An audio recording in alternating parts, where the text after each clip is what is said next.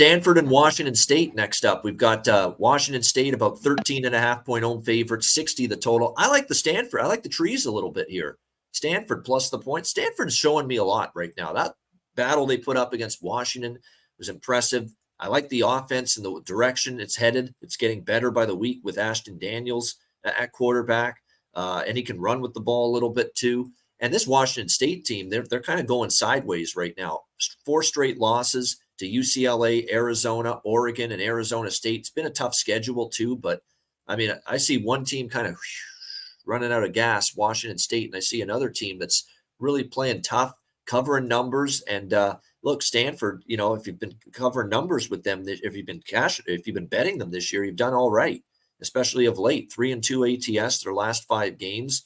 I know Washington State just absolutely destroyed this team last year, 52-14, and they've actually covered 7 in a row, Washington State against Stanford, but a lot of those were competitively lined games, and now you got Washington State laying 2 touchdowns here. For me, this would be Stanford, or you leave the game alone. And as far as the total goes, look, Washington State defense has crumbled. They're just not stopping anybody lately. Stanford is still a little sketchy on defense. They've given up 40s in 4 straight games. Over for me in this game. What do you think here, Connor? Yeah, I think you look at the over, or even Washington State team total over, because you're right, those were smaller. And this Washington State team, just, since the win, they beat Northern Colorado. I think after that, they just haven't looked good and lost. It looked a little bit better against Oregon, and last week on the road. I mean, this is a spot here at home. But Stanford can hang around and be feisty like you talked about. The defense isn't very good, but Daniels is all right. They got a couple receivers. I saw this on there, Pabana.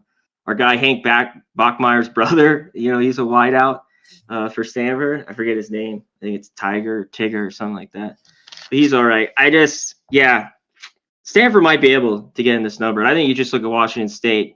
Cam Ward back at home, take their team total.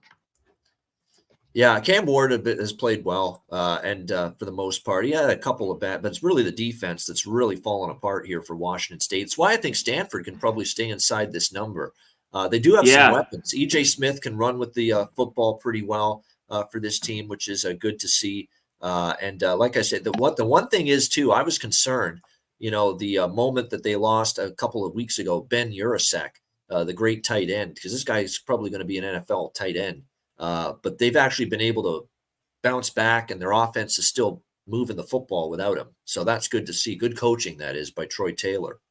Because I thought the Urasek injury was huge for Stanford, but the offense has rebounded from it, and they're still being able to move the ball with some success.